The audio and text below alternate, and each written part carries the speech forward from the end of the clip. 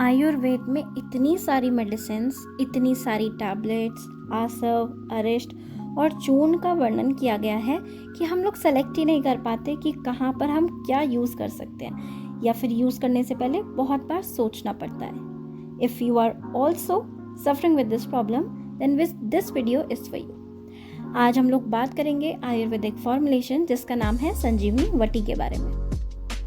तो आज हम लोग देखने वाले हैं इस टैबलेट के बारे में सभी डिटेल्स।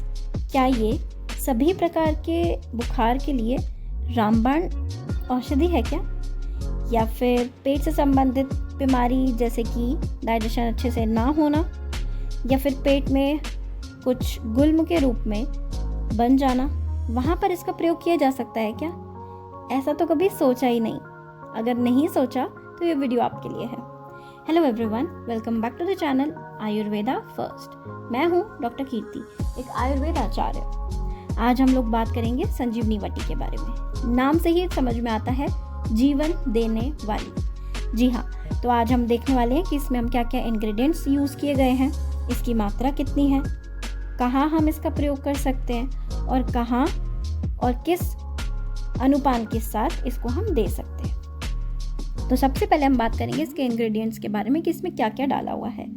तो इसमें विडंग है, शुंठी, पिपली, हरड़ बहेड़ा आंवला यानी कि त्रिफला, वचा, गुड़ुची, भल्लातक और इसमें है वत्सनाभ। इसकी भावना देने के लिए इसमें यूज़ किया जाता है गौमूत्र को। तो ये है इसके कुछ 10 इसके घटक द्रव्य और एक इसका भावना द्रव्य यानी कि गौमूत्र।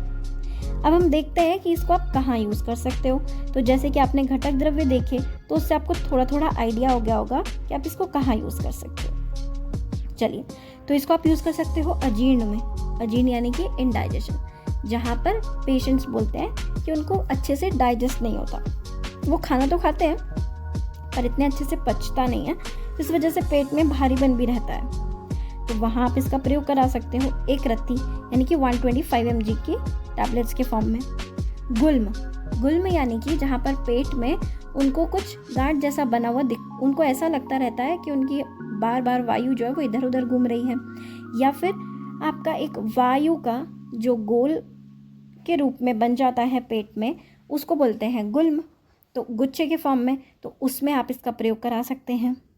फिर आता है विसूचिका, जहाँ पर पेशेंट शिकायत करता है कि उसको बार बार सुई चुभने जैसी वेदना होती है। उसके पेट में या उसके शरीर में बार बार ऐसा लगता है कि कहीं मुझे सुई चुभ रही है, वहाँ पर आप इसका प्रयोग करा सकते हो। 2 रत्ती यानी कि 250 mg की मात्रा में, यानी कि आप सुबह शाम पेशेंट को एक एक टैबलेट का यूज़ करवा सकते हो। सर्पदंश, हमारी संहिताओं में सर्पदंश यानी कि जहाँ पर सांप ने काटा हो, वहाँ पर भी इस संजीवनी वटी का प्रयोग करने के लिए बताया गया है। वो 3 रत्ती यानी कि 125 mg को आप दिन में 3 बार दे सकते हो। इसका मतलब एक टैबलेट को दिन में 3 बार। सन्निपातज ज्वर यानी वातज, पित्तज, कफज मिला जुला जो ज्वर है, वहाँ पर आप इसका प्रयोग करा सकते हो। संजीवनी वटी जो है वो सभी टाइप के फीवर्स में बहुत इंपॉर्टेंट रोल प्ले करता है, और बहुत सारे इसके केसेस हमने प्रैक्टिस में देखे हैं जहाँ पर हम संजीवनी वटी को यूज़ कराकर वायरल फीवर्स, टाइफाइड का फीवर और डेंगू फीवर्स, ये सारे के सारे फीवर में संजीवनी वटी बहुत अच्छा काम करती है। तो वहाँ पर आप इसका प्रयोग करा सकते हैं। मोस्ट इम्पॉर्टेंटली, इसको देना किस चीज़ के साथ है? किसी के साथ भी दे दोगे? नहीं, बिल्कुल नहीं।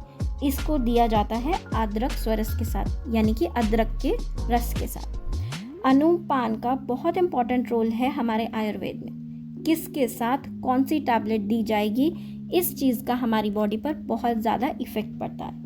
इसलिए most importantly focus on your अनुपान। तो इस तरह से हमने आज बात की संजीवनी वटी के बारे में। इसके अलावा बहुत सारी फॉर्मुलेशंस के बारे में हम लोग अपने चैनल पर बात कर चुके हैं, आप प्लेलिस्ट में जाकर चेकआउट कर सकते हो। जय भारत, जय आयुर्वेद। आयुर्वेद के बारे में जितना जानते चले उतना कम है। तो चलिए सीखते चलिए और अपनी प्रैक्टिस को आगे बढ़ाते चलिए। All the best to all of you.